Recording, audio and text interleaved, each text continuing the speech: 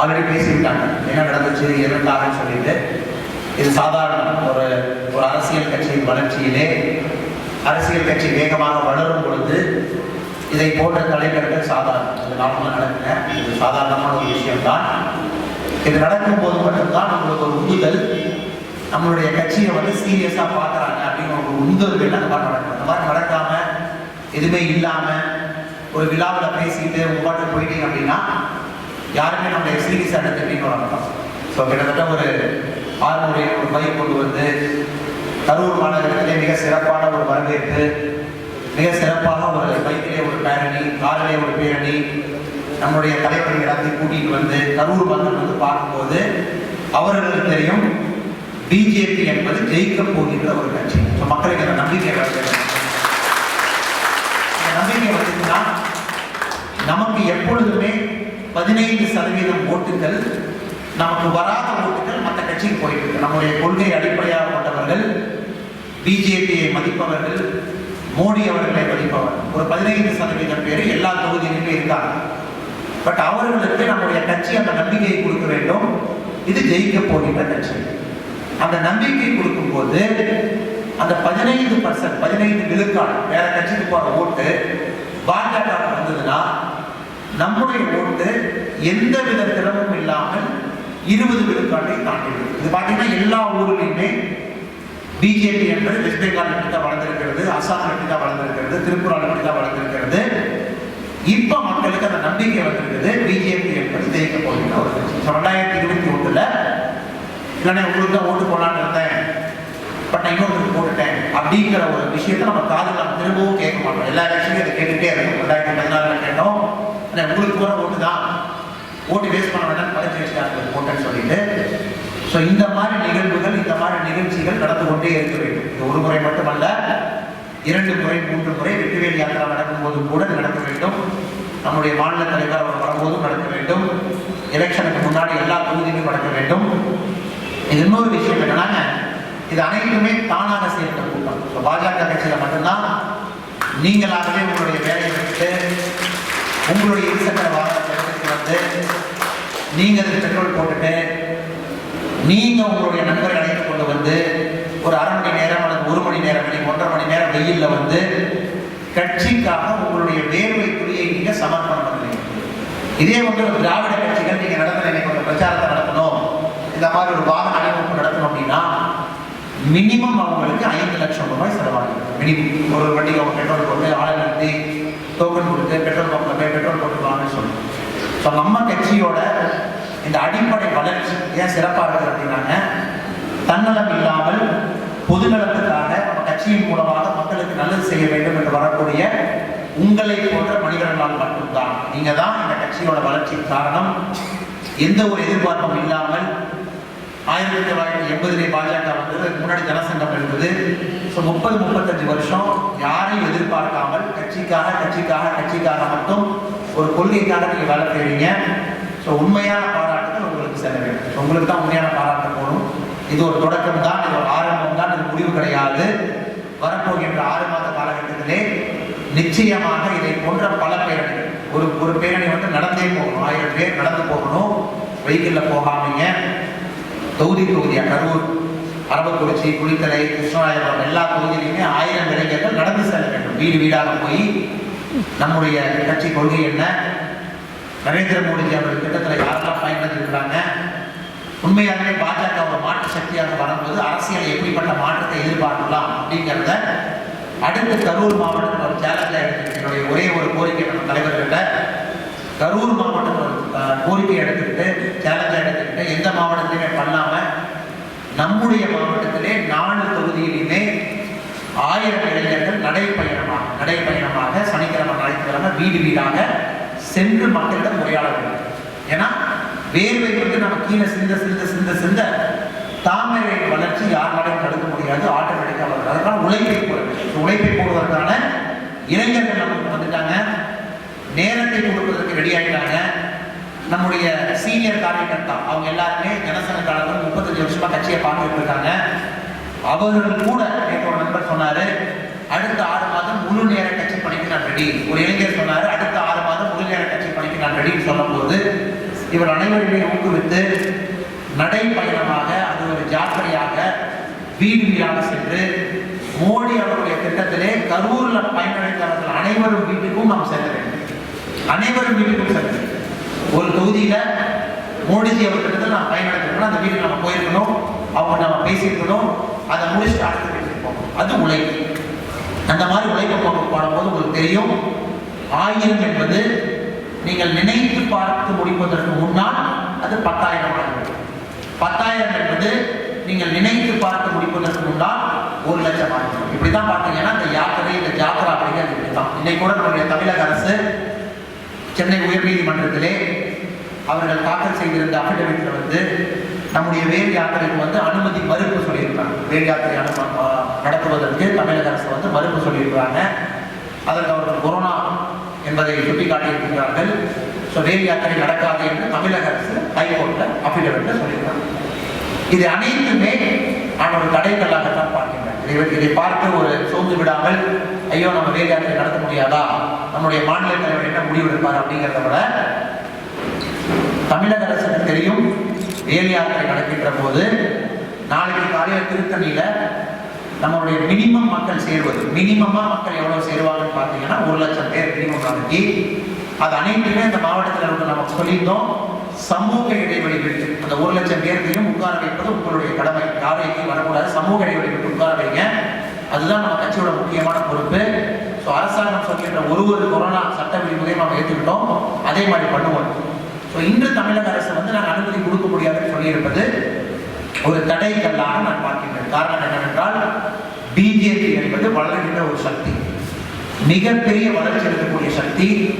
எல்லா இடத்துலையும் நம்ம கட்சியில பார்த்தீங்கன்னா 10 பேர் 20 பேர் எங்கேயுமே சேர்றது கிடையாது. மினிமம் 1000 பேர் தான் சேர்றாங்க. ஒரு இடத்துலையுமே மினிமம் 1000 பேர்.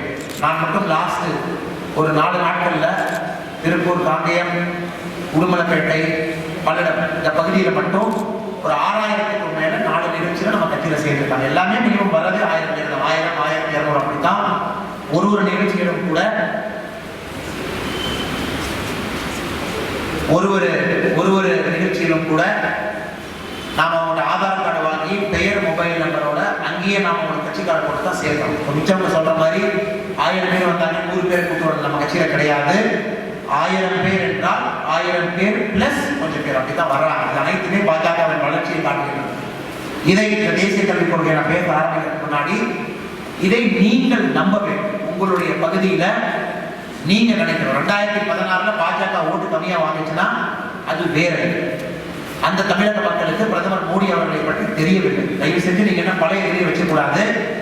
2014 கரூரிலே பாஜக ஓட்டு கம்மியா வாங்கியிருக்குன்னா அது வேற. பாஜகவை பொறுத்தவரை அந்த ஷிஃப்ட் நடந்துச்சு. அந்த ஷிஃப்ட் நடந்து முடிந்துவிட்டது. முதல் முறையாக தமிழக மக்களிடத்திலே பார்த்தீங்கன்னா மோடிஜி அவர்கள் திட்டத்திலே மிகப்பெரிய அளவிலே பயனாளிகள் இருக்கின்றார்கள். 55 லட்சம் கழிப்பறைகள் கட்டிக் கொடுத்திருக்கிறோம். 18 லட்சம் பேருக்கு கேஸ் சிலிண்டர் கொடுத்திருக்கோம். 44 லட்சம் விவசாயிக்கு 6000 ரூபாய் கொடுத்திருக்கோம். கிட்டத்தட்ட 84 லட்சம் தாய்களுக்கு ஜன்தன்ல அக்கௌண்ட் ஆரம்பிச்சு கொடுத்திருக்கோம். ஸோ நம்ம மோடி அவர்கள் திட்டத்திலே பயனடைந்தவர்கள் தமிழ்நாட்டு மக்கள் நீங்க ஆட் பண்ணி பார்த்தீங்கன்னா கிட்டத்தட்ட பாதி தமிழகத்துக்கு மேலே நிச்சயமாக பயனடைந்திருக்கிறார்கள். இதுல முக்கியமானது முத்ரா நம்ம சொல்லக்கூடிய கடன் என்ன கொடுக்குறோமோ முத்ரான்னு சொல்லி முத்ரா கடன் 1,64,00,000 பேர் பயனாளிகள் இருக்கிறாங்க. ஸோ நீங்க நம்பணும், நம்மளுடைய காரியகர்த்தா நம்மளுடைய தொண்டர்கள் நீங்க நம்பணும், பிரச்சாரங்கள் எல்லாமே நம்பணும். தமிழகத்திலே மோடி அவர்களின் திட்டம் மிகப்பெரிய அளவிலே தமிழக மக்களை சென்றடைந்து விட்டது இந்த லாஸ்ட் 2 வருஷம். இரண்டாவது, பிஜேபி பற்றி மிக பொய்யான பரப்புரைகளை பரப்பியவர்கள். பொய்யான ஒரு விஷயத்தை பிஜேபி இந்த மாதிரி, பிஜேபி அந்த மாதிரி, மோடி அவர்கள் அந்த மாதிரி சொன்னது எல்லாமே தமிழக மக்கள் முதல் முறையாக சுக்குநூறாக உடைத்து விட்டார்கள். எல்லா விஷயத்தையும் உடைத்தாச்சு. இப்ப நீங்க பாருங்க, டிஎம்கே அவர்கள் தான் நம்மளுடைய முக்கியமான ஒரு எதிர்கட்சி. நம்ம கட்சியை பொறுத்தவரை கொள்கை அடிப்படையில் நம்ம கட்சி போன்ற ஒரு திட்டத்தையும் அவர்கள் எதிர்த்து ஒரு கூட்டம் போடும்போது யாருமே போறது கிடையாது. விவசாய சட்டம், 3 விவசாய சட்டத்தை எதிர்த்து டிஎம்கே அவர்கள் ஒரே ஒரு நாள் கூட்டம் போட்டாங்க. ஒரே நாள் எல்லா இடத்துலையுமே. அன்னைக்கு கூட்டம் வராததை பார்த்து டிஎம்கே அதற்கப்புறம் எந்த ஒரு கூட்டத்தையும் எங்கேயும் கூட்டவில்லை. அது ஒன்னே நமக்கு ஒரு ப்ரூஃப். அதே மாதிரி புதிய கல்விக் கொள்கை, நான் பேச போகிற புதிய கல்விக் கொள்கையை பற்றி தமிழகத்தில் வந்து பயங்கரமான ட்விட்டர்ல ஃபேஸ்புக்ல வந்து பிரச்சாரத்தை பரப்பி பார்த்தார்கள். எந்த ஒரு தனி மனிதனும், சாமானிய ஒரு மனிதன் வந்து புதிய கல்விக் கொள்கை என்பதை பற்றி அவர்களுடைய விரோதத்தை அவர்கள் காட்டவில்லை. அதுக்கப்புறம் டிஎம்கே அதையும் விட்டுட்டாங்க. மூன்றாவது என்ன பண்ணலாம்னு யோசிச்சு, எனக்கு ஹிந்தி தெரியாது போடா அப்படின்னு சொல்லிட்டு ஒரு டிஷர்ட் போட்டு 4 பேர் கிளம்புறாங்க. மொத்தமாவே அந்த குரூப் இருந்ததே 100 பேர் மட்டும்தான். அவங்க மொத்தமாவே அடிச்சது 100 டிஷர்ட் மட்டும்தான். அதுக்கப்புறம் ரோட்ல பாருங்க, ஒரு மனிதன் கூட ஹிந்தி தெரியாது போடா டிஷர்ட் போடுறது கிடையாது. ஏன்னா அவங்களுக்கு தெரியும் தமிழகத்திலே ஹிந்தி என்பது திணிக்கப்படவில்லை. நான் புதிய கல்விக் கொள்கை பற்றி நான் பேசும்போது சொல்றேனுங்க, ஹிந்தி திணிப்பு என்பதை தமிழக பாஜகவும் விரோதப்படுத்தும். அதை பத்தி எந்த ஒரு நம்ம முருகன்ஜி தெளிவா சொல்லிட்டாரு. ஹிந்தியை யாரும் திணிக்க முடியாது. ஹிந்தியை உண்மையாலும் திணித்தவர்கள் காங்கிரஸ்காரர். 1965, 1968, 1986 அவங்க தான் திணிச்சாங்க. கண்டிப்பா ஹிந்தி படிக்கணும். நாம யாரும் திணிக்கவில்லை. அப்படி இருக்கும்போது தமிழக மக்களுக்கு தெரியும் பாஜக என்கின்ற கட்சி ஹிந்தி திணிப்புக்கு எதிரான கட்சி அவங்களுக்கும் தெரியும். இப்ப எல்லாமே போச்சு சொல்லிட்டு டிஎம்கே அவர்கள் புதுசா ஒன்று ஆரம்பிச்சிருக்காங்க. எல்லா இடத்துலையும் போஸ்டர் பார்த்தீங்கன்னா இது தமிழ்நாடு டா அப்படின்னு. அதாவது ஒரு மனிதனை வந்து தரைக்குறைவாக வாடா போடா என்று பேசுவது திமுகவின் அன்றாட ஒரு அரசியல். இது தமிழ்நாடு தான், எல்லாரும் தமிழ்நாடு தான் சொல்றது. யாரும் பீகார்னு சொல்ல, இந்த நாட்டை யாரும் யூபின்னு சொல்றது. பட் எல்லா இடத்துலையும் டிஎம்கே அவங்க போஸ்டர் கரூர் கூட பார்த்தீங்கன்னா இது தமிழ்நாடுடா அப்படின்னு போட்டுருக்காங்க. ஹிந்தி தெரியாது போடா அப்படின்னு. அவர் யூஸ் பண்ற வார்த்தைகளை பாருங்க. ஒரு தமிழுக்கு மதிப்பு கொடுப்பவன் இந்த மாதிரி ஒரு வார்த்தையை பிரயோகப்படுத்துவானான்னு பாருங்க. தமிழை மதிக்காதவன், தமிழை சரியாக படிக்காதவன் மட்டும்தான் தமிழில் இருக்கக்கூடிய கொச்சையான வார்த்தைகளை எடுத்து இதுதான் எங்களுடைய திராவிட கொள்கை என்று பேசுவார். திமுக வந்து ஹிந்தி தெரியாத போடா, இது தமிழ்நாடுடா அந்த மாதிரி பேசுறதுலே தெரியுது. உண்மையாக தமிழை புரிந்து கொள்ளாமல் அரசியல் செய்பவர்கள் யாரும். இப்ப புதிய கல்விக் கொள்கைக்கு வருவோம். எதற்காக நம்முடைய நாட்டுக்கு புதிய கல்விக் கொள்கை வேணும்? இதற்கு முன்னாடி பார்த்தீங்கன்னா 2 முறை நாம தேசிய கல்விக் கொள்கை போட்டிருக்கோம். 1968 முதல் முறையாக முதல் தேசிய கல்விக் கொள்கை அது வந்து காங்கிரஸ் கவர்மெண்ட் போட்டாங்க. அது பார்த்தீங்கன்னா வெறும் 13 பக்கங்கள் மட்டும் இருக்கக்கூடிய ஒரு கல்விக் கொள்கை. அது ரொம்ப தெளிவா என்ன சொல்லியிருந்தாங்கன்னா, தமிழ்நாடு, கேரளா, ஆந்திரா, பாண்டிச்சேரி இவர்கள் இருக்கக்கூடிய பகுதியிலே மக்கள் அனைவரும் 3 மொழி படிக்க வேண்டும். அதில் 3வது மொழி கட்டாய ஹிந்தியாக இருக்க வேண்டும் என்று முதல் தேசிய கல்விக் கொள்கையிலே காங்கிரஸ் அவர்கள் அறிவுறுத்தியிருந்தாங்க. இது காங்கிரஸ் கட்சி அவர்கள் போட்ட கொள்கை. அந்த 13 பேஜ்ல எதுவுமே இல்லைங்க, எல்லாருமே படிக்கணும், அதுல எந்த ஒரு திட்டமிடலும் கிடையாது. அவ்வளவுதான் போட்டுதான், அனைவரும் படிக்க வேண்டும், ஹிந்தியை படிக்க வேண்டும். 13 பேஜ். 2வது கல்விக் கொள்கை 1986 ராஜீவ்காந்தி அவங்க கொண்டு வந்தாங்க. அதுவும் காங்கிரஸ் ஆட்சி. அதை தொடர்ந்து படிச்சீங்கன்னா உங்களுடைய ரத்தம் வந்து சூடேறி.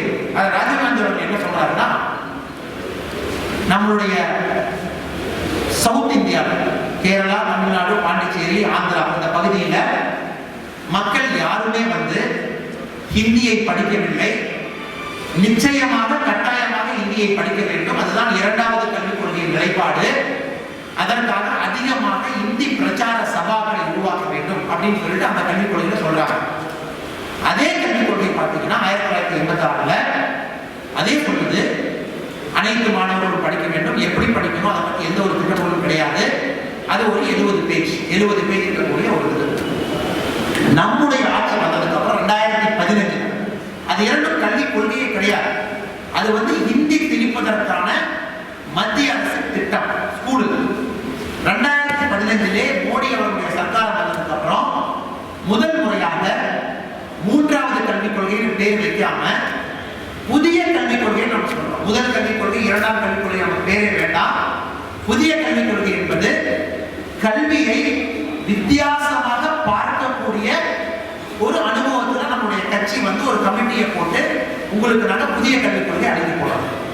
5 வருட காலம் 2015 போட்ட கமிட்டி 5 வருட காலம் இந்தியாவில் இருக்கக்கூடிய அனைத்து பகுதிகளுக்கும் சென்று அனைத்து மக்களிடம் பேசி உங்களுக்கு எப்படிப்பட்ட கல்வி வேணும் டிசைட் பண்ணி 2019 வரைவு அறிக்கை கஸ்தூரி ரங்கன் நம்முடைய ISRO அவர் அவருடைய முன்னாள் தலைவர் கஸ்தூரிரங்கன் கே. கஸ்தூரிரங்கன் அவர்கள் கொடுத்த அறிக்கையின்படி கேபினெட்டிலே ஒப்புதல் ஏற்று அதில் கேபினெட் சில திருத்தங்கள் செய்து 2020 சட்டமாக நியூ எஜுகேஷன் ஆக்ட் புதிய கல்விக் கொள்கை என்பதை அரசு கொடுத்துவிட்டது.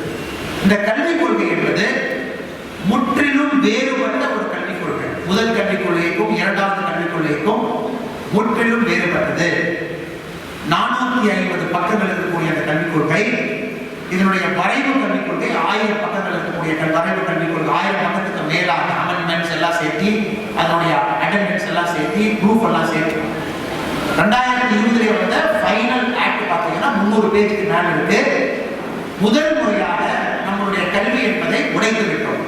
நாம் என்ன சொல்றோம் அப்படின்னாங்க, 5வது வரை அனைத்து மக்களும் அவர்களுடைய பாடசாலையிலே அவர்களுடைய தாய்மொழியில் மட்டும்தான் படிக்க வேண்டும். முதல் முறையாக நம்முடைய கல்விக் கொள்கை சொல்லியிருக்கோம்.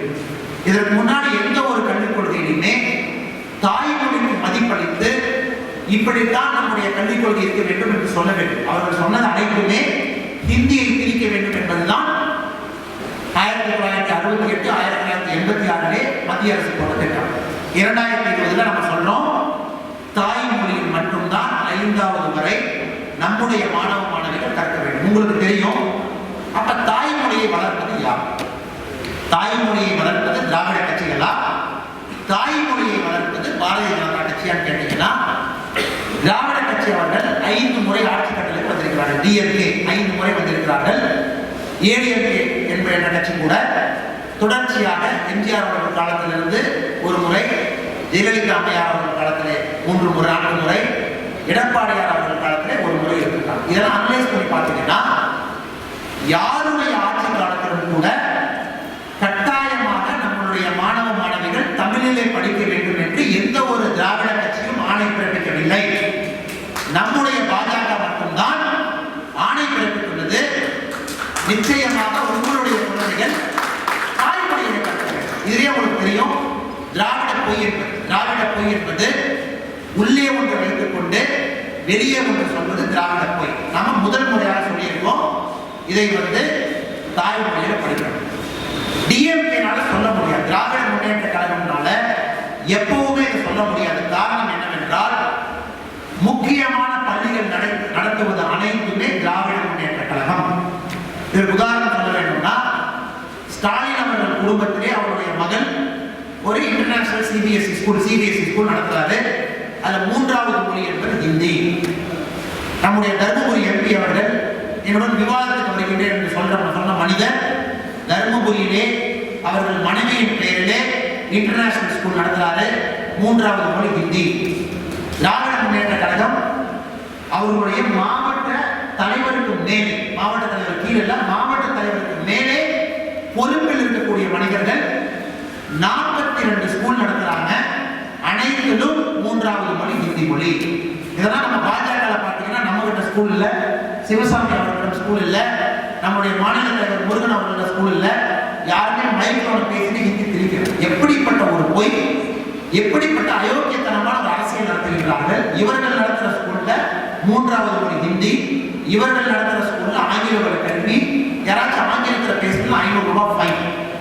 இதை மோடி அவர்கள் நம்மளுடைய முதலிலே சொன்னது தாய்மொழியில் சொன்னோடனே சம்பந்தமே இல்லாம நம்மளை அட்டாக் பண்றாங்க. 2வது புதிய கல்விக் கொள்கையில் 2வது முக்கியமான அம்சம் நம்முடைய ஸ்கூல் அப்படிங்கிறது. நீங்க பார்த்தீங்கன்னா ஒரு குழந்தை ஃபர்ஸ்ட் ஸ்டாண்டர்ட் எக்ஸாம் எழுதும் போதே பயம்.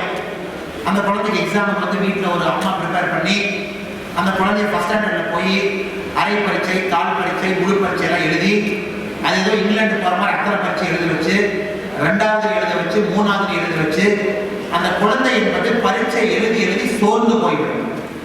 நம்முடைய புதிய கல்விக் கொள்கையை சொல்லியிருக்கின்றோம், 1ஆம் கிளாஸுக்கு பரீட்சை கிடையாது, 2ஆம் கிளாஸுக்கு பரீட்சை கிடையாது, 3ஆம் கிளாஸுக்கு பரீட்சை கிடையாது, 4ஆம் கிளாஸுக்கு பரீட்சை கிடையாது, 5ஆம் கிளாஸுக்கு மட்டுமே ஒரு பரீட்சை. அதை பாஸ் பண்றவங்க 6ஆம் கிளாஸுக்கு போவாங்க. 6ஆம் கிளாஸிலே பரீட்சை கிடையாது, 7ஆம் கிளாஸிலே பரீட்சை கிடையாது, 8ஆம் கிளாஸிலே பரீட்சை கிடையாது, 9ஆம் கிளாஸிலே பரீட்சை. அதை பாஸ் பண்றவங்க 10ஆம் கிளாஸுக்கு போவாங்க. அதுதான் 5, 4, 4, 3 என்று சொல்லியிருக்கோம். முதல் 5 வருடத்துக்கு பரீட்சை கிடையாது, அடுத்த 4 வருடத்துக்கு பரீட்சை கிடையாது, அடுத்த 4 வருடம் நீங்க சொல்ற 10th standard 11th standard 12th standard exam எல்லாம் மாறிவிடும், அனைத்தும் மாறிடும். 5ஆம் கிளாஸ் 9ஆம் கிளாஸ் 12th அப்படிங்கிறது காலேஜோட சேர்ந்து போயிடும். காலேஜ் படிச்சு முடிச்சுட்டு வெளியே வரும்போது கடைசி பரீட்சை. எதற்காக மோடி அவர்கள் இதை செய்கின்றார்னா, ஒரு மாணவன் வந்து பரீட்சைக்காக படிக்கின்றானோ தவிர வாழ்க்கைக்காக படிக்கவில்லை என்பதுதான் இப்போது இருக்கக்கூடிய கல்வியின் நிலைமை. நான் இன்ஜினியரிங் படிச்சிருக்கேன், நிறைய பேர் இன்ஜினியரிங் படிச்சிருக்கீங்க. நம்ம வீட்டில் கரண்ட் போச்சுன்னா ஒரு ஃபியூஸ் போனா கூட நம்ம அப்பாவுக்கு ஃபோன் பண்ணுவோம். கம்பியை ஒரு டைம் கொடுக்கணுமா 2 டைம் கொடுக்கணுமா, கம்பியை 3 டைம் கொடுக்கணுமா, இவ்வளவு இன்ஜினியர் இருக்கும். எத்தனை பேருக்குனால அவங்க வீட்டில் போய் ஒரு ஃபியூஸ் போட சொல்ல பாருங்க, ஃபியூஸ் போட தெரியாது. ஏன்னா நான் படித்த இன்ஜினியரிங் வேற, ஃபியூஸ் போடுற இன்ஜினியரிங் வேற. இதுதான் பழைய கல்விக் கொள்கையின் நிலைமை. ஆனால் மோடி அவர்கள் என்ன சொல்லிட்டாருன்னா, ஏட்டு சுரக்காய் கறிக்கு உதவாது. நீங்க படிக்கிற எந்த படிப்புமே கறிக்கு உதவாது. அதனால எக்ஸாமுக்காக படிக்காம பிளாக்கா படிங்க. முதல் 5 வருடம் ஒரு பாடத்திட்டம், அடுத்த 4 வருடம் ஒரு பாடத்திட்டம், அடுத்த 4 வருடம் ஒரு பாடத்திட்டம், அடுத்த 3 வருடம் 5+4+4+3. இது வந்துச்சுன்னா டிஎம்கே காரங்க நடத்துற இன்டர்நேஷனல் ஸ்கூல்ஸ் எல்லாம் காணாம போயிடுச்சு. அவங்கெல்லாம் எல்கேஜியில் 1 லட்சம் ஃபீஸு, 2ஆம் கிளாஸ்ல 3 லட்சம் ஃபீஸு, 5ஆம் கிளாஸ்ல 6 லட்சம் ஃபீஸு, அப்படி சொல்லி கொடுக்குற இப்படி சொல்லி கொடுக்குறோம் எல்லாம் காணாம போய்விடும். பிகாஸ் ஏட்டு சுரக்காய் கறிக்கு உதவாது என்பது நம்ம பண்ணியிருக்கும் 2வது புதிய கல்விக் கொள்கையில் இருக்கக்கூடிய சாதனை. 3வது சாதனை, 3வது பெரிய ஒரு சாதனை இந்த கல்விக் கொள்கையில் பண்ணியிருக்கோம். குறைந்தபட்சமாக கல்வியில் நம்ம போடக்கூடிய பணம் நம்மளுடைய பொருளாதாரம் ஜிடிபி என்று சொல்லக்கூடிய பொருளாதாரத்துல 6% போடும். இப்ப நீங்க போய் பாருங்க, அரசு என்பது ஒரு அரசு கல்லூரியோ அரசு நடத்துகின்ற பள்ளிகளிலேயோ எந்த ஒரு பணத்தையும் செலவு செய்வது கிடையாது, குறிப்பாக தமிழக அரசு. காரணம் என்னவென்றால் எல்லா இடத்திலையுமே அரசு பள்ளியை மூட வேண்டிய நிலைமையிலே நாம் இருக்கிறோம். யாருமே கவர்மெண்ட் ஸ்கூலுக்கு போறதில்லை. ஏன்னா பார்த்தீங்கன்னா மெயின்டைன் பண்றது கிடையாது, பெண்களுக்கு தனியான ஒரு கழிப்பறை கிடையாது, நல்ல டேலண்டட் டீச்சர்ஸ் கிடையாது, கல்வி சொல்லக்கூடிய நல்ல ஃபெசிலிட்டிஸ் கிடையாது. காரணம் என்னவென்றால் அரசு பள்ளியிலே நம்ம பணம் உள்ள இன்வெஸ்ட் பண்றது கிடையாது. இப்போதைக்கு தமிழக அரசு நம்முடைய ஜிடிபி என்று சொல்லக்கூடிய பொருளாதார நிலைமையை பார்த்தீங்கன்னா தமிழ்நாட்டுடைய 4 லட்சம் கோடியில 2% மட்டும்தான் கல்விக்காக நம்ம இன்வெஸ்ட் பண்றோம். மோடி அவர்கள் சொல்கின்றார், புதிய கல்விக் கொள்கையிலே 6% இன்வெஸ்ட் செய்ய வேண்டும். இப்ப நீங்க கல்விக்காக எவ்வளவு பணத்தை நீங்க இன்வெஸ்ட் பண்றீங்களோ 3 மடங்கு அதிகரிக்கும். 3 மடங்கு. உங்களுக்கு தெரியும், டிஎம்கே என்கிற கட்சி ஆட்சிக்கு வந்துச்சுன்னா அவர்களுடைய முக்கியமான வேலை மணலை கொள்ளையடிப்பது, டாஸ்மாகிலே அதிகமான சாராயத்தை விற்பது. ஏன்னா இதெல்லாம் பண்ணினீங்கன்னா மட்டும்தான் அவங்க ஃபேமிலி நடத்துகின்ற டிஎம்கே என்டர்பிரைஸ், டிஎம்கே என்பது கட்சி கிடையாது, டிஎம்கே என்பது கம்பெனி, அது ஒரு கம்பெனி, அது ஒரு அரசியல் கம்பெனி. கலைஞர் அவர்கள் நடத்தியது நாடக கம்பெனி, ஸ்டாலின் அவர்கள் நடத்துவது குடும்ப கம்பெனி. நடிகை கதாநிதி எந்த ஒரு வித்தியாசம் கிடையாது. டிஎம்கே இருக்கக்கூடிய முக்கியமான தலைவர்கள் 6 சாராய கம்பெனி நடத்திட்டு இருக்காங்க, டிஸ்டிலரிஸ் 6 நடத்திட்டு இருக்காங்க. அவர்கள் நன்றாக இருக்க வேண்டும். அப்பதான் டாஸ்மாக் அதிக வருமானம் இருந்தால் தான் டிஸ்டிலரில் அதிகமாக ஆஃப்டேக் எடுப்பாங்க. ஸோ டிஎம்கே என்கிற கட்சி புதிய கல்விக் கொள்கையை அவங்களால படிச்சு புரிஞ்சிக்கவே முடியாது. அவங்களால புரிஞ்சிக்கவே முடியாது. எதுக்கு 6% போட சொல்றீங்க? டிஎம்கே தெரியாது. ஏன்னா அவர்கள் அனைவருமே 1%, 1.5% கல்விக்கு செலவு பண்ணிட்டு இலவசங்களுக்காக 10 விழுக்காடு செலவு செய்த கட்சி தான் டிஎம்கே. மோடி அவர்கள் சொல்றது இலவசத்தை குறை, மக்களுக்காக அதிகமான பணத்தை இன்வெஸ்ட் பண்றாங்க. 6% ஜிடிபி.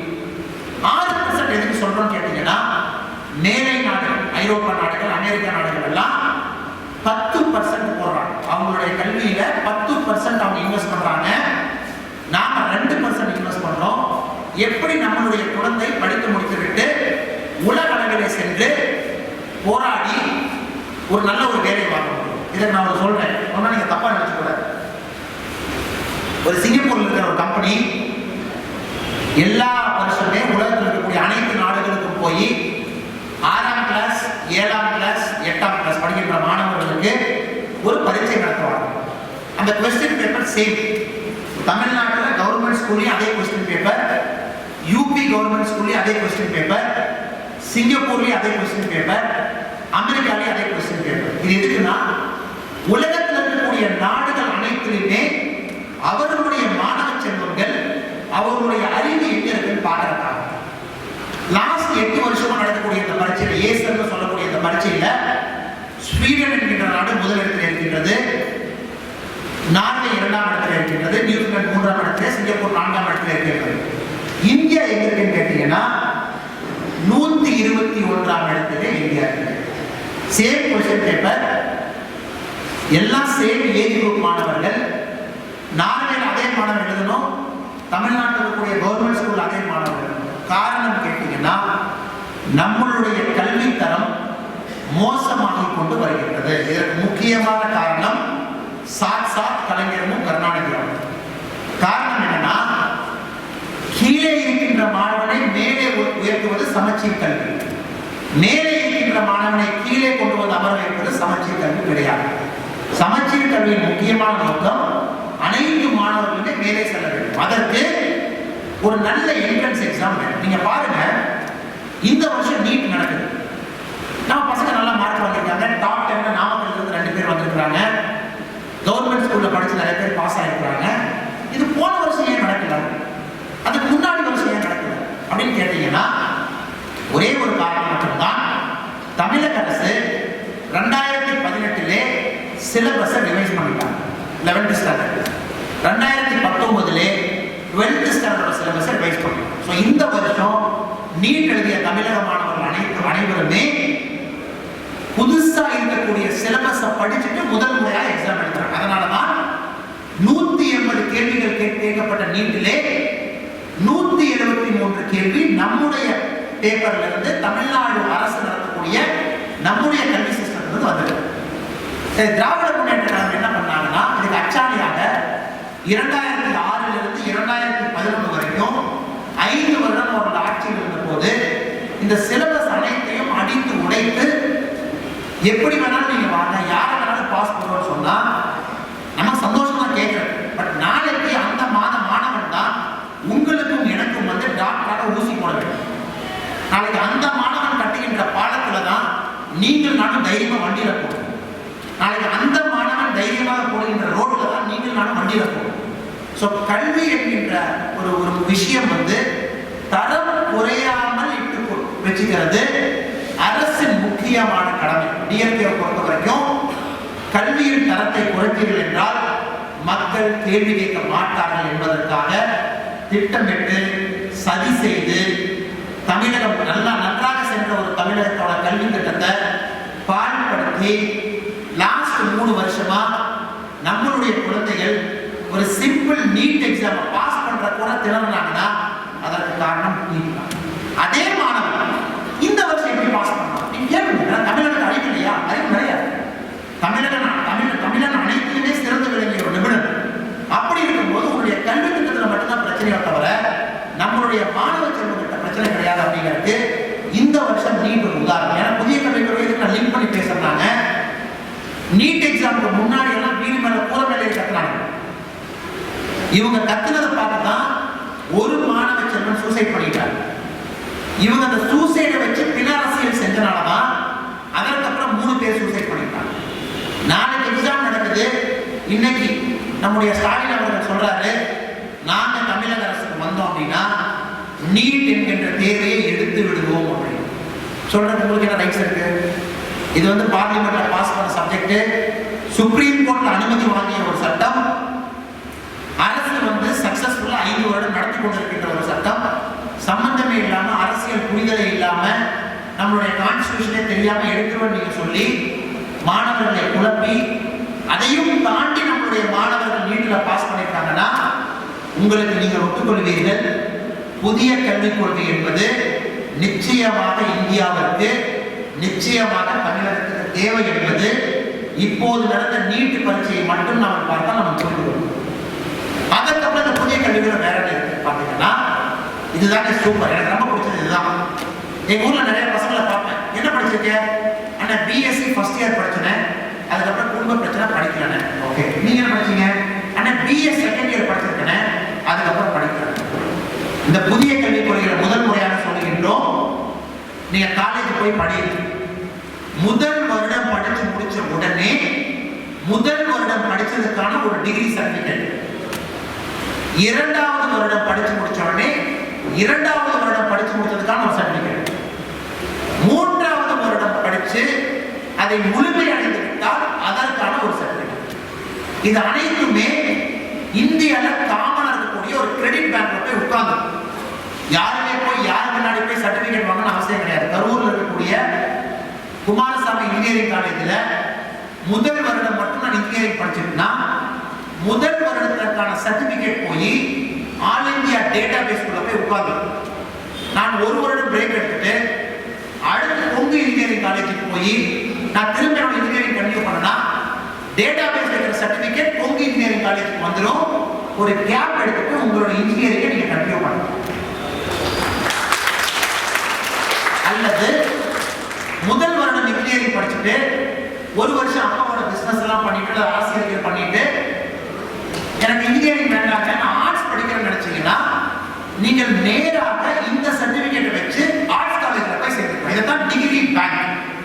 முதல் முறையாக பல லாபிகளை எதிர்த்து இந்தியாவில் எஜுகேஷன் அப்படிங்கிறது பெரிய லாபி, அதெல்லாத்தையும் உடைச்சிட்டு மோடி அவர்கள் அதை பண்ணியிருக்காங்க. இது வந்து டிகிரி பேங்க்னு சொல்லிட்டு டிஸ்கண்டினியூ அப்படிங்கிற வார்த்தையை நீ தமிழ் அகராதியிலையோ ஆங்கில அகராதியிலையோ கிடையாது. டிஸ்கண்டினியூ ஒரு வார்த்தை கிடையாது. யாரும் டிஸ்கண்டினியூ பண்ண முடியாது. ஒரு வருடம் படித்தால் கூட அதற்குரிய டிகிரி உங்களுக்கு வந்துடும். 3 வருடங்கள் படித்தீர்கள் என்றால் பிஏக்கு முழுமையான டிகிரி கிடைக்கும். இதை யாரை பண்ணுவாங்கன்னு சொல்லி இது வந்து எந்த ஒரு லாபமும் பயப்படாம மக்களுடைய அவர்களுடைய கல்வியை மட்டும் மையமாக வைத்துக் கொண்டு செயல்படுகின்ற நம்முடைய மத்திய அரசு மட்டும்தான் இந்த முடிவை எடுக்க வேண்டும். என்னை பொறுத்தவரை இது மிக மிக முக்கியமான முடிவு. இதனால பயப்படுத்திட்டு நான் சர்டிபிகேட் கொடுக்க மாட்டேன், அங்க போக முடியாது இங்க போக முடியாது, என் காலேஜ்ல அப்படின்னா நமக்கு தெரியாது. நீங்க புரிஞ்சுப்பீங்க. நம்ம எல்லாம் ஒரு காலேஜ்ல சேர்ந்ததுக்கு அப்புறம் தான் தெரியும் இது குப்பை காலேஜ், அந்த காலேஜ்ல ஒண்ணுமே இல்லை தெரியாம சேர்ந்துட்டோம். உண்மைங்களா? எவ்வளவு எனக்கு வெற்றியான வெளியே போன ஃபீஸ் கொடுக்கவும் மாட்டாங்க. இங்கதான் நீ படிக்கணும் 3 வருஷம் படி 4 வருஷம் படி. இப்ப முதல் வருஷம் முடிச்சுட்டு வெளியே வந்து அந்த காலேஜுக்கு போகாதீங்க. உங்களுடைய சர்டிபிகேட் போய் டிகிரி பேங்க்ல போய் உட்கார்ந்து உங்களுக்கு முடிஞ்ச காலேஜ்ல போய் 2வது வருஷம் கண்டினியூ பண்ணுங்க. இந்த சர்டிபிகேட் அங்க வந்துடும். எதற்காக? குப்பைத்தனமா அதை பார்த்தீங்கன்னா டிஎம்கே ஒரு மினிஸ்டர் நடத்துறாரு. டிஎம்கே உடைய முன்னாள் அமைச்சர் ஒருத்தர் திருவண்ணாமலை பகுதியில் இன்ஜினியரிங் காலேஜ் நடத்துறாரு. எவ்வளவுதான் கச்சா கச்சா கச்சா கச்சா இருக்கு. அங்க போய் பார்த்தீங்கன்னா 8000 10,000 பேர் படிக்கலாம். என்ன ஃபெசிலிட்டி வச்சிருக்கேன்னா சும்மா எனக்கு டிஎம்கே ஆட்சி காலத்தில் ஒரு லைசன்ஸ் கிடைச்சது, நான் ஒரு காலேஜ் ஆரம்பிச்சேன். எனக்கு தெரிஞ்சு கோயம்புத்தூர்ல மட்டும் 4 இன்ஜினியரிங் காலேஜ் டிஎம்கே காலேஜ் நடத்துறாங்க. கலைஞர் கருணாநிதி அவர்கள் இன்ஸ்டிடியூட் ஆஃப் டெக்னாலஜிங்கிற பேர் உட்பட 4 காலேஜ். தமிழ்நாட்டில் மட்டும் டிஎம்கே எத்தனை இன்ஜினியரிங் காலேஜ் நடத்துறாங்க எடுத்துட்டீங்கன்னா குறைந்தபட்சம் நேரடியாக 100க்கு மேலதான் இருக்கு. 1300 காலேஜ்ல குறைந்தபட்சம் அவங்க பேர்லயே 100 வச்சிருக்காங்க. இந்த புதிய கல்விக் கொள்கையில மிகவும் பாதிக்கப்படுவது டிஎம்கே என்ற கட்சி. ஏன்னா அவர்களின் கோட்டை என்பது உடையப்போகுது. அவங்களுக்கு தெரிஞ்சிச்சு, ஓ அப்ப நம்ம காலேஜ் பையன் ஓடிடுவான். நீங்க போய் ஊருக்கு போய் பஸ் அனுப்பி அவன் வலுக்கட்டாயமா அவன் மேல ஒரு கண்ணை வச்சு கொண்டு வந்து நீங்க ஒரு குப்பை இன்ஜினியரிங் காலேஜ்ல சேர்க்க முடியும். பையன் 1 வருஷம் படிச்சு எஸ்கேப் நல்லா விட்டுருங்க, அடுத்த காலேஜ் போயிடும். இப்ப என்ன நடக்க போகுதுன்னா கல்லூரிகள் அனைத்தும் அவர்களுடைய தரத்தை உயர்த்த வேண்டிய கட்டாயங்கள் இருக்கின்றார்கள். ஏதோ சென்ட்ரல் கவர்மெண்ட்ல இருந்து வருவாங்க.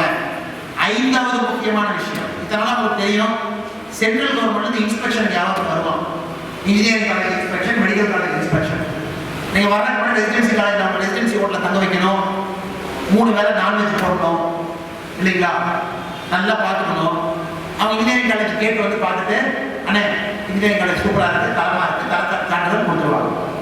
அவர்கள் அக்கௌண்ட்டுக்கு கொடுக்க வேண்டிய பணம் கரெக்டா போய் சேரும். மோடிஜி என்ன பண்ணாருன்னா அந்த கமிட்டியை தூக்கிட்டார். தர சான்றிதழ் கொடுக்கின்ற கமிட்டி என்பது ஒழிக்கப்பட்டு விட்டது. மெடிக்கல் காலேஜுக்கும் கிடையாது, இன்ஜினியரிங் காலேஜுக்கு ஏஐசிடி என்பதையும் தூக்கியாச்சு, மெடிக்கல் காலேஜுக்கு மெடிக்கல் கவுன்சில் ஆஃப் இந்தியா எம்சிஐயும் தூக்கியாச்சு. அப்ப யாரு தர சான்றிதழ் கொடுப்பாங்க? அனைத்து காலேஜுக்கும் பொதுவாக நாக் என்கிற ஒரு அமைப்பு வந்தாச்சு. நாக் என்பது ரேட்டிங் கொடுத்துருவாங்க, நல்லது கெட்டது கொடுப்பாங்க. இது மாதிரி நல்லது கெட்டது ரொம்ப பண்ணா சூப்பர் அப்படின்னு சொல்லி கொடுத்து போயிடுவாங்க. இப்ப என்னன்னா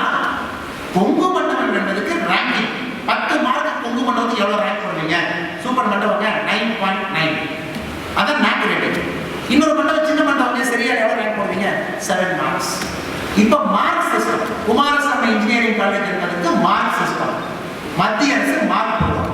நீங்க கம்பேர் பண்ணிக்கலாம், கரூரில் சிறப்பாக இருக்கக்கூடிய குமாரசாமி இன்ஜினியரிங் காலேஜுக்கும் இன்னொரு காலேஜுக்கும் கம்பேர் பண்ணா நாக் குறியீடு என்ன வாங்கி உங்க நாக் ஸ்கோர் என்ன, கோயம்புத்தூர் இருக்கிற நாக் ஸ்கோர் என்ன தெரிஞ்சு போயிடும்.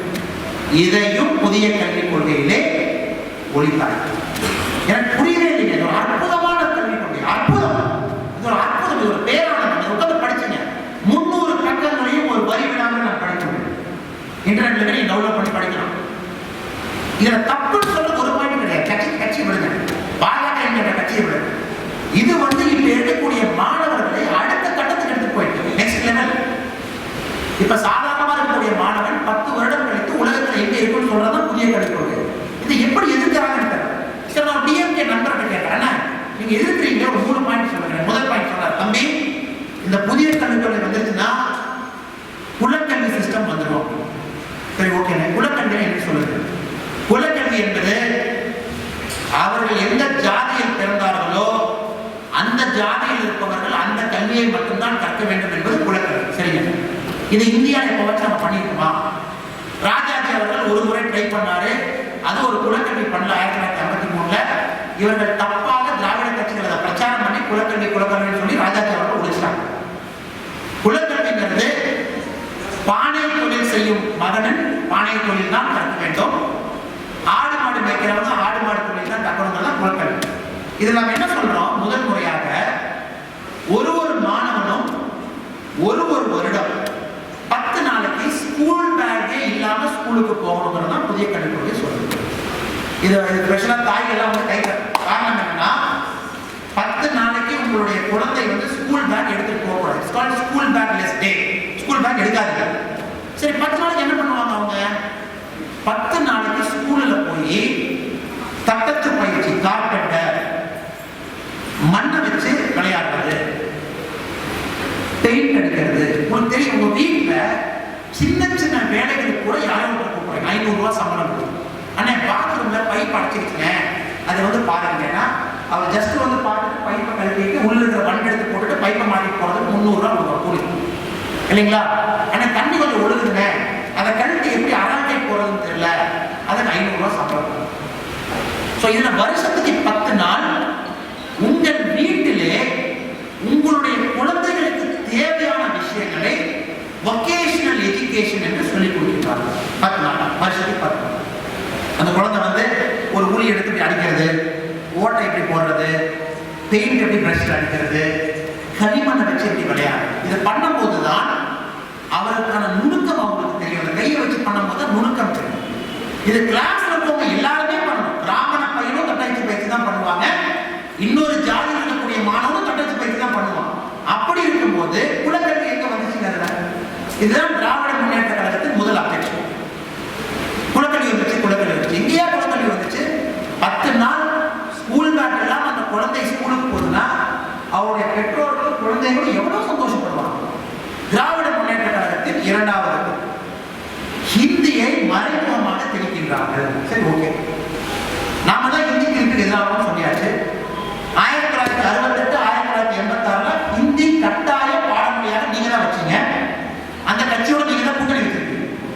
நாம என்ன சொல்றோம், ஒரு குழந்தை 3 மொழி பேச வேண்டும்.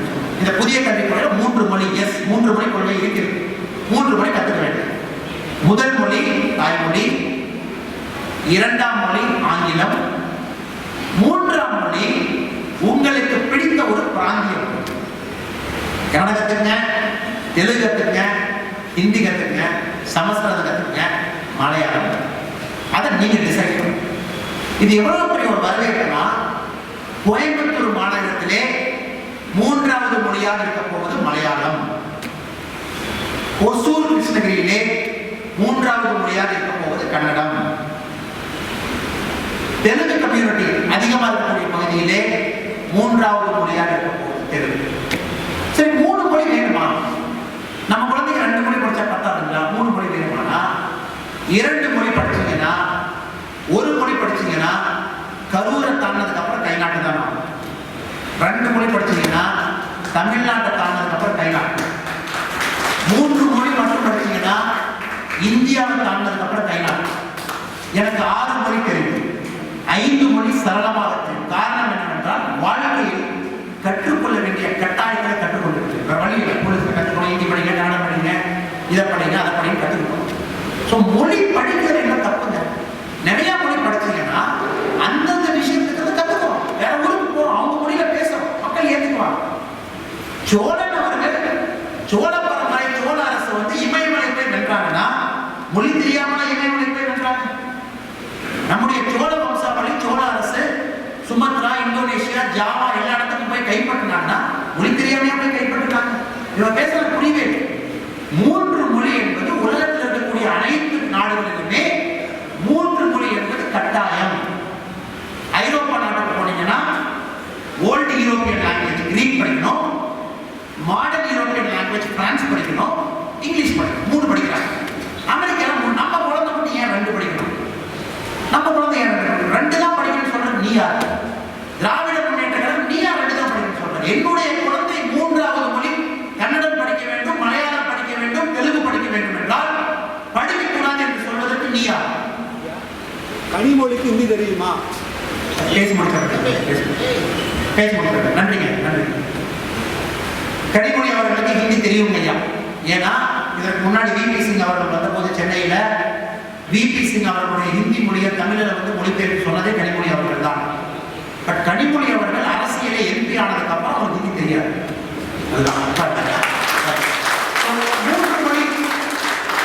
மூன்று மொழி படிக்க வேண்டாம் என்று சொல்வதற்கு உனக்கு என்ன அருகதை இருக்கு? உன்னுடைய பிரச்சனை ஹிந்தி திரிக்காதீங்க, ஹிந்தி திரிக்கிறார். ஆப்ஷனல் ஹிந்தி கண்ணா எடுத்து கரூர் மண்ணில், அரவக்குறிச்சி மண்ணில், நம்மளுடைய கிருஷ்ணாயபுரம் மண்ணில் உங்களுக்கு தெரியும் அதிகமான நண்பர்கள் வட்டி தொழில் இருக்காங்க. நான் இந்தியாவுக்குள்ள சுற்றுப்பயணம் போகும்போது நம்ம நண்பர்களை பார்ப்பேன்.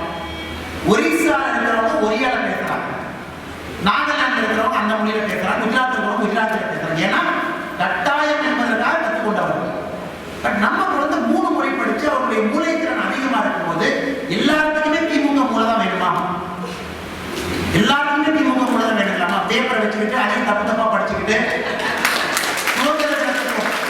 2 மொழி படிச்சுக்கிட்டு அதையும் தப்பாக படிச்சுக்கிட்டு சுதந்திர தினத்துக்கும் குடியரசு தினத்துக்கும் வித்தியாசம் தெரியாம வளர்ந்துட்டு எங்களுக்கு எங்களுடைய தமிழ் மக்கள் அறிவாளிகளாக வர வேண்டும் என்கின்ற அக்கறை இருக்கின்ற கட்சி பாரதிய ஜனதா கட்சி. உங்களுக்கு அக்கறை எல்லாம் பரவாயில்ல, அதுக்காக படிக்கிறவனையும் கெடுக்கிறீங்க. இதுதான் அவங்களோட 2வது குற்றச்சாட்டு. அதிலும் தமிழ்னு சொல்லி கெடுத்ததே நீங்க தானே. நீங்க தானே இந்திய வந்து 3வது மொழியா உங்களுடைய 42 ஸ்கூல்ல திணிச்சது திராவிட முன்னேற்ற கழகம், திணித்தது பாஜக கிடையாது. சரி, 3வது குற்றச்சாட்டு என்ன? 3வது குற்றச்சாட்டு மத்திய அரசு மாநில அரசு உரிமையை பறிக்கிறது. எங்க உரிமையை பறிக்கிறோம்? கல்வி கொள்கையை போட்டது மத்திய அரசு. கல்விக் கொள்கை போறதுக்கு முன்னாடி 5 வருடம் மத்திய அரசு இருக்கக்கூடிய குழு எல்லா மாநிலத்துக்கும் போய் எல்லா பஞ்சாயத்துக்கும் போய் உங்களுடைய ஒப்புதல் வாங்குறாங்க. 5,34,000 பேர், 34,000 மக்கள், 5,34,000 மக்கள் அவருடைய கருத்துக்களை பதிவிட்டிருக்கிறார்கள் இந்த 5 வருடமாக.